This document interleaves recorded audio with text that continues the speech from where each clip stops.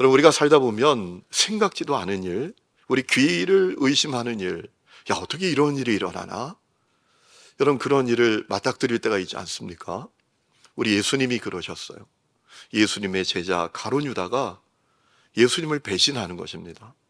은 30에 예수님을 팔아넘기게 된 겁니다. 여러분, 예수님 마음이 얼마나 어려우셨을까요? 오늘 우리가 읽은 26절 말씀을 보니까 유다를 가리켜서 이렇게 표현합니다. 가롯 시몬의 아들 유다, 이렇게 소개했습니다. 여러분, 이 가롯이라는 의미는 어떤 의미일까요? 지역명입니다. 지역 이름이에요. 여러분, 여호수아 15장 25절 말씀을 보면 그리옷이라는 지명이 나오는데 그곳을 말합니다. 여러분, 그 예언자 가운데 아모스라는 예언자가 있지요. 그 고향이 어디죠? 드고아 아닙니까? 이 기럇, 그리옷은 드고아의 다른 이름이기도 합니다. 그러니까 이 기럇 시몬 하면 기럇 사람, 기럇 출신의 시몬, 이런 뜻입니다. 기럇 시몬의 아들 유다, 이 얘기는 어떤 의미인가 하면 기럇 출신의 시몬의 아들 유다, 이렇게 이해하면 된다라는 것이죠. 자, 중요한 것은 예수님의 제자들은 대부분 갈릴리 출신인데 이 유다만은 유대 지역의 출신이었다라는 거예요. 여러분, 이 유다의 이름이 참 좋아요. 유다라는 이름의 뜻은 하나님의 찬양이란 뜻입니다. 얼마나 좋은 이름이에요. 여러분, 우리 평생의 목적이 무엇입니까? 우리가 인생을 살아가면서 가져야 될 목적이 무엇입니까? 하나님을 영화롭게 하는 것이잖아요. 웨스트민스터 소요리 문답 제1번이 무엇인가 하면 우리의 인생의 목적은 무엇입니까? 하나님을 영화롭게 하는 것입니다. 이렇게 답이 되어 있거든요. 여러분, 우리 인생의 제1의 목적은 하나님을 영화롭게 하는 것인 줄로 믿습니다. 그러니 유다 이름이 얼마나 좋은 이름이에요. 그렇죠? 하나님의 찬양. 그런데 문제는 이 유다가 예수님 12제자 중에 한 사람이었음에도 불구하고 늘 예수님과 동고동락했던 정말 사랑받는 제자였음에도 불구하고 예수님 배신하고 은 30에 예수님을 팔아넘겼다라는 것입니다. 여러분, 이 가룟 유다는 예수님 배신했다라는 그 참 부끄러운 꼬리표를 평생 달고 다녀야 했습니다. 마태복음 10장 말씀을 보면 12제자 이름이 쭉 소개되는데 주목해야 될 것은 유다를 이렇게 소개했습니다. 가룟 유다, 곧 예수를 판 자, 이렇게 소개했어요. 아니, 여러분, 얼마나 불명예스러운 꼬리표를 그가 달게 된 겁니까? 그가 얼마나 참 비참한 인생이 되고 만 것입니까? 그럼 이런 생각을 해볼 수 있어요. 유다는 왜 그렇게 됐죠? 왜 예수님의 제자였음에도 불구하고 예수님을 팔아넘겼을까요? 오늘 말씀을 보면 아주 중요한 사실을 우리가 한 가지 발견하게 되는데 유다가 사단의 미혹을 이기지 못했기 때문입니다. 여러분, 27절에 이런 말씀이 있습니다. 사단이 그 속에 들어간지라 라고 했습니다. 여러분, 이 유다가 사단의 미혹을 이기지 못해서 예수님 배신하고 예수님 팔아넘기고 만 것입니다. 여러분, 사단은 우리 눈에 보이지 않지만 분명히 싫지 않은 악한 영입니다. 하나님의 대적하는 타락한 천사입니다. 요한복음 10장 10절 말씀을 보면 사단이 어떤 일을 하는지 우리 예수님이 알려주셨죠. 하나님께서 사람에게 주신 그 좋은 것들을 다 도둑질하고 사람을 죽이고 멸망시키는 자가 이 사단이다라고 했습니다. 에덴 동산에서 아담과 하와를 타락하게 만들었습니다. 심지어 광야에서 예수님도 시험할 정도입니다. 돌로 떡을 만들어 봐라. 높은 곳에서 뛰어내려 봐라. 천하 만국의 영광을 줄 테니까 내게 줘라 봐라. 이러면서 예수님까지 시험했던 존재가 이 사단입니다. 그리고 그 사단은 지금도 역사하고 있습니다. 그래서 사람들은 원하지도 않고 바라지도 않는 마음과 생각을 품고 사는 거예요. 그래서 사람들은 결심하고 작정해도 하나님께서 근심하시는 그 죄를 그렇게 짓고 산다라는 것입니다. 그러므로 우리가 사단의 정체를 바로 알고 사단의 정체를 바로 알고 사단의 미혹을 바로 알아야 합니다. 그래야 승리하는 삶을 살 수가 있습니다. 그렇지 않으면 우리도 가룟 유다처럼 파손하는 인생이 될 수 있다는 것입니다. 여러분, 성경을 보면 그래서 우리에게 뭐라고 말하는가 하면 우리 싸움의 대상이 누구냐? 분명히 알아야 된다 라고 우리에게 말하고 있어요. 우리 한번 읽어보실까요? 잘 아는 말씀이지만 에베소 6장 12절 시작. 우리의 씨름은 혈과 육을 상대하는 것이 아니요 통치자들과 권세들과 이 어둠의 세상 주관자들과 하늘에 있는 악의 영들을 상대함이라 라고 했습니다. 그리고 이 사단의 관계를 파악하고 대적하라 라고 했습니다. 우리 베드로전서 5장 8절 9절 읽어보겠습니다. 시작. 근신하라 깨어라. 너희 대적 마귀가 우는 사자같이 두루다니며 삼킬 자를 찾나니 너희는 믿음을 굳건하게 하여 그를 대적하라. 아멘. 여러분, 그런데 이 안타깝게도 유다는 사단의 미혹을 분별하지 못했습니다. 이기지 못했습니다. 그래서 그는 죄를 회개할 수 있는 기회, 사단의 미혹을 뿌리칠 수 있는 기회가 수없이 많았음에도 불구하고 그 기회를 다 놓치고 말았습니다. 여러분, 그 중요한 이유가 있어요. 여러분, 이 유다는 사단의 지배 가운데 완전히 지배당하는 그런 상태에 머물렀기 때문입니다. 여러분, 요한복음 6장 말씀은 그 내용이 나오죠. 예수님께서 오병이어의 기적을 행하신 다음에 많은 사람들이 예수님을 따르지 않습니까? 그러니까 예수님께서 그 따라온 사람들에게 뭐라고 말하십니까? 나는 생명의 떡이다. 생명의 떡, 나를 먹어야 된다 라고 말씀을 하세요. 그러니까 예수님을 따르던 사람들이 다 실망해서 예수님을 떠나지 않습니까? 그러자 예수님께서 제자들에게 뭐라고 말씀하십니까? 너희도 갈 거냐? 너희도 갈 거냐? 이렇게 물으시죠. 그때 베드로가 뭐라고 말합니까? 영생의 말씀이 여기 계신데 우리가 어디 갑니까? 영생의 말씀이 주님께 있는데 우리가 누구에게 가겠습니까? 라고 대답합니다. 그때 여러분, 예수님께서 가룟 유다가 마귀의 미혹을 뿌리칠 수 있는 결정적인 말씀을 해주셨습니다. 요한복음 6장 70절 71절에 이렇게 말씀하십니다. 예수께서 대답하시되 내가 너희 12를 택하지 아니하였느냐? 그러나 너희 중에 한 사람은 마귀니라 하시니, 이 말씀은 가롯 시몬의 아들 유다를 가리키심이라. 그는 12 중에 하나로 예수를 팔 자로라 라고 했습니다. 여러분, 예수님께서 지금 유다가 들어요, 예수님의 이 말씀을. 그런데 유다를 마귀라고 말씀하시면서까지 돌이킬 기회를 주셨어요. 그런데 유다가 돌아서지를 않아요. 마귀의 미혹을 뿌리치지 않습니다. 그뿐만이 아닙니다. 요한복음 13장 말씀을 보면 6월절 전에 예수님께서 당신의 사람들을 사랑하시되 끝까지 사랑하셨다. 아버지께로 갈 때가 된 것을 아시고 당신의 제자들을 사랑하시되 끝까지 사랑하셨다라고 했습니다. 여러분, 그 정도 되면 가룟 유다가 돌아서야 되잖아요. 야, 이 정도야? 내가 예수님을 팔려고 하는데, 내가 예수님 배신하려고 하는데 예수님은 끝까지 나를 사랑하신단 말이야? 그럼 돌아서야지. 그럼 뿌리쳐야지. 이럴 만도 한데, 여러분, 이 가룟 유다가 돌아서지 않아요. 마귀의 미혹을 뿌리치지 않았다라는 것입니다.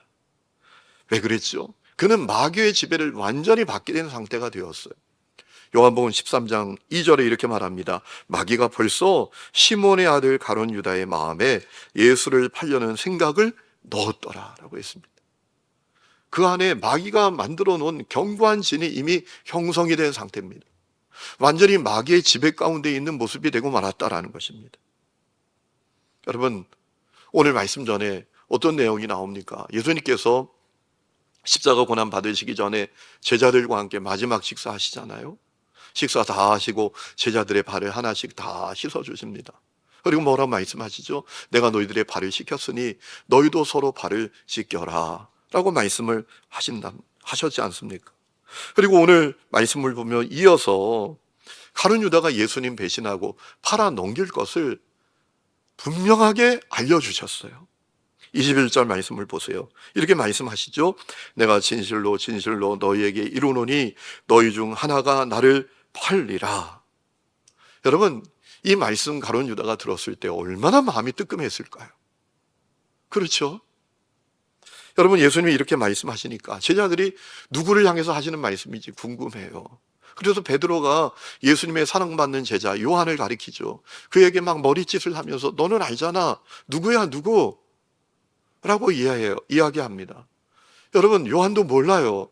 그래서 예수님께 묻지 않습니까? 예수님 누구를 두고 말씀하시는 것입니까? 그러자 우리 예수님께서 가룟 유다가 사단의 미혹을 뿌리칠 수 있는 결정적인 행동을 하시지 않습니까? 26절, 내가 떡 한 조각을 적셔 주는 자가 그라 라고 하시면서 떡을 포도주에 적셔 가룟 유다에게 주셨어요. 그러면서 네가 하는 일을 빨리 해라, 네가 하고자 하는 일을 속히 해라 라고 하셨어요. 여러분, 가룟 유다가 사단의 미혹을 뿌리칠 수 있는 결정적인 기회를 주신 것입니다. 하지만 오늘 30절 말씀을 보니까 유다가 어떻게 하죠? 그 조각을 받아들고 밖으로 나가버렸다라고 했어요. 여러분, 가룟 유다가 사단의 미혹을 뿌리칠 수 있는 결정적인 기회가 여러 번 있었지만 다 놓치고 말했습니다. 그래서 결국 그는 은삼십에 예수님을 팔아넘기는 배신자가 되고 말았습니다. 그는 낙인 찍히는 인물이 되고 말았어요. 요한복음 17장 12절 말씀을 보니까 가룟 유다를 멸망의 자식이라고 했어요. 마가복음 14장 21절을 보면 가룟 유다는 차라리 태어나지 않았으면 좋을 뻔했다 라고까지 했어요. 여러분, 정말 안타까운 인생이 된 것 아니겠습니까? 여러분, 이런 생각을 해봅니다. 그럼 왜 가룟 유다는 마귀의 미혹을 분별하지 못하고 마귀의 미혹을 뿌리칠 수 있는 기회를 다 놓치고 말았던 것일까? 그리고 왜 예수님을 배신하고 말았던 것일까? 여러분, 왜 그랬을까요? 아주 중요한 한 가지 이유가 있는데 자기의 생각과 마음을 지키지 못했기 때문입니다. 자기의 생각과 마음을 엉뚱한 것이 차지하도록 만들었기 때문입니다. 여러분, 그 내용이 요한복음 12장에 나옵니다. 여러분, 예수님께서 베다니에 있는 나사로의 집에 가시지 않습니까? 그때 마리아가 아주 비싸고 귀한 향유 나들을 가지고 와서 예수님 발에 붓고요, 자기 머리털로 그걸 다 닦아요. 그러니까 유다가 화를 냅니다. 막 심통을 부립니다. 아니, 이 비싼 걸 300데나리오를 팔아서 가난한 사람들에게 나눠줘야지, 이걸 이렇게 낭비해? 막 화를 내요. 여러분, 그 내용에 이어서 요한은 어떤 설명을 덧붙이는가? 아주 중요한 설명을 덧붙여요. 이 가룟 유다가 도둑이었다라는 것입니다. 여러분, 요한복음 12장 6절에 이렇게 말합니다. 이렇게 말하면 가난한 자들을 생각함이 아니요 그는 도둑이라, 돈깨를 맞고 거기에 넣는 것을 훔쳐 가미러라 라고 했습니다. 그러니까 이 가룟 유다가 사단의 미혹을 받고 주님을 배신했던 이유는 자기의 마음과 생각을 지키지 못했다라는 것입니다. 자기 마음과 생각을 엉뚱한 것으로 채웠기 때문이다라는 것이죠. 어떤 것으로 채웠을까요? 실망과 탐욕으로 자기 생각을 가득 채웠어요. 여러분, 가룟 유다가 어떻게 예수님 제자가 됐는지 성경 우리에게 말해주지 않아요. 베드로 같은 경우는 예수님께서 나를 따르라, 그물을 그가 씻는데 고기 한 마리 잡지 못하고 그물을 씻는데 나를 따르라 하니까 따라왔다. 안드레도 그렇게 따라왔다. 그렇게 예수님의 제자가 됐다. 우리가 알려주는데 가룟 유다가 어떻게 예수님의 제자가 됐는지 우리는 알 수가 없습니다. 그런데 우리가 한 가지 생각해 볼 수 있는 것은 다른 제자들은 다 대부분 갈릴리 출신인데 여러분, 이 가룟 유다만 기료 출신, 유대 출신이었다라는 겁니다. 이런 생각을 해봅니다. 유다는 아주 특별한 어떤 기대를 가지고 예수님을 따르지 않았을까? 그런데 언제부턴가 실망스러운 생각이 드는 겁니다. 예수님을 향한 기대가 무너지게 되는 겁니다. 여러분, 어떤 성서신학자는 가룟 유다가 열심당 출신이라고 얘기하는 사람도 있어요. 예수님 따르다 보니까 예수님 아무것도 아니네, 맨날 뜬구름 잡는 얘기만 하네, 뭐 생명의 떡이라고 하고 아버지와 나는 하나라고 그러고 뭐 이상한 얘기만 하시네, 뭐 이런 마음을 갖지 않았을까? 그래서 이가 내가 번지수 잘못 찾았구나, 그런 생각을 하게 됐다라는 거예요. 그 마음에 실망과 탐욕의 생각이 가득하게 됐다라는 것입니다. 그래서 결국 실망스러운 예수 팔아서 돈이나 챙기자, 이런 마음을 갖게 됐다라는 것입니다.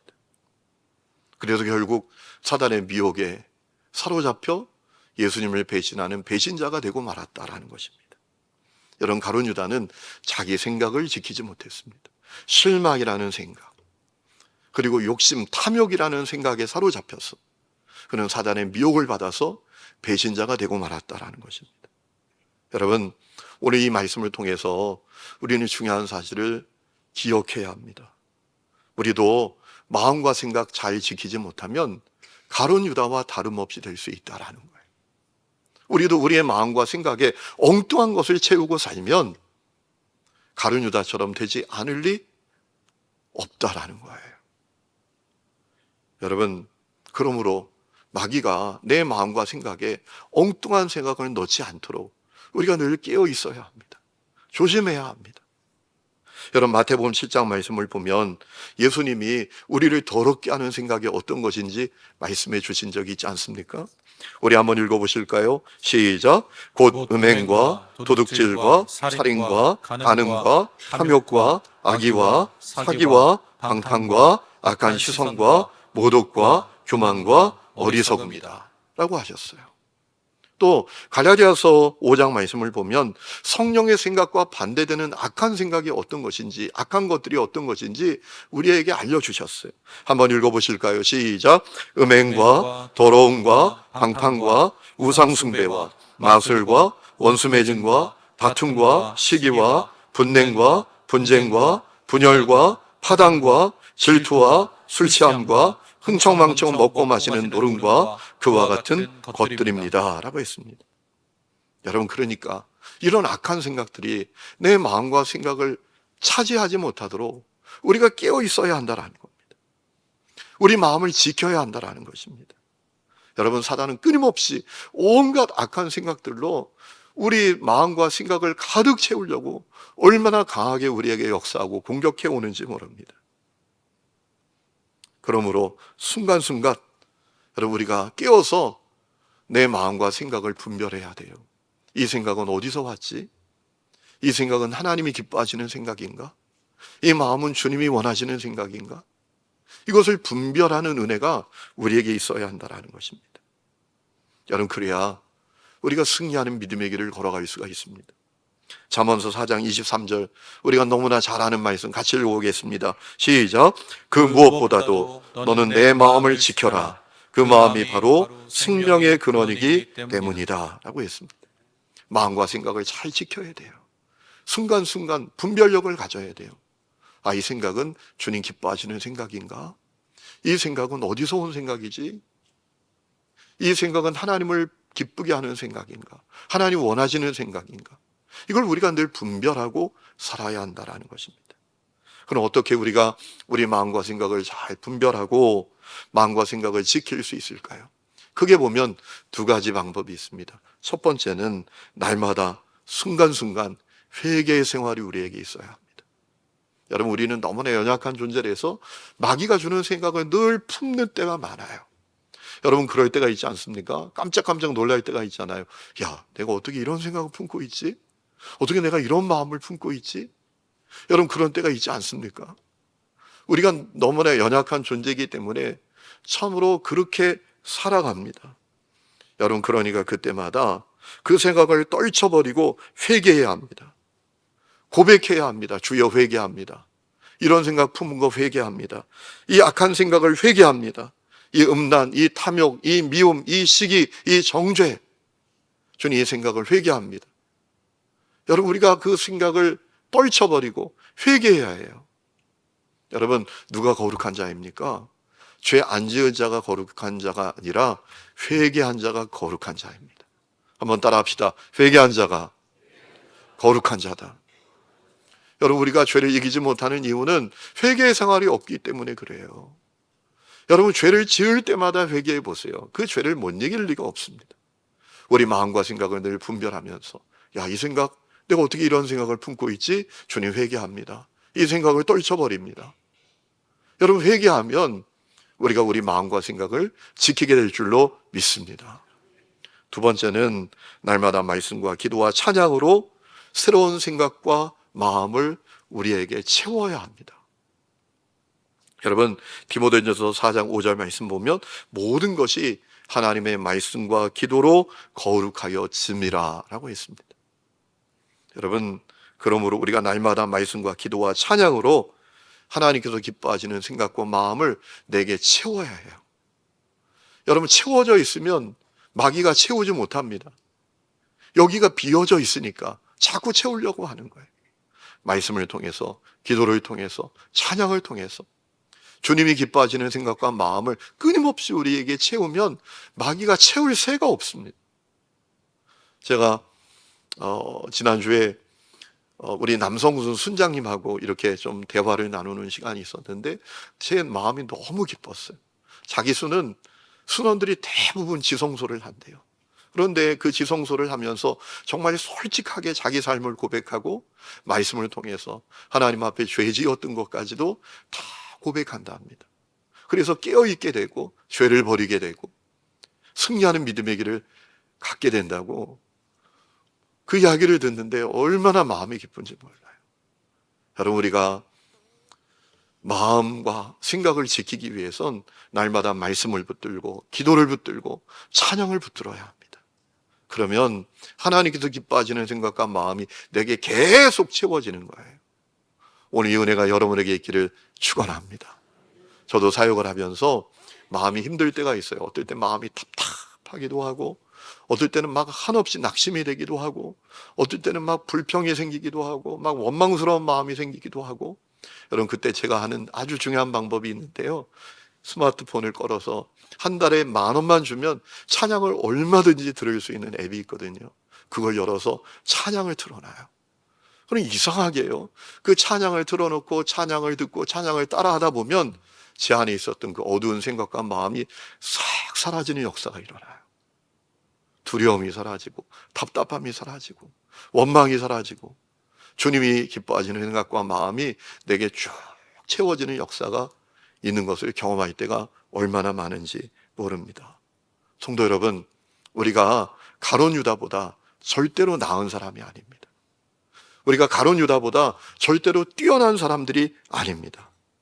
그러므로 우리도 잘못하면 가룟 유다처럼 될 수 있어요. 여러분, 우리 마음과 생각을 잘 지켜야 합니다.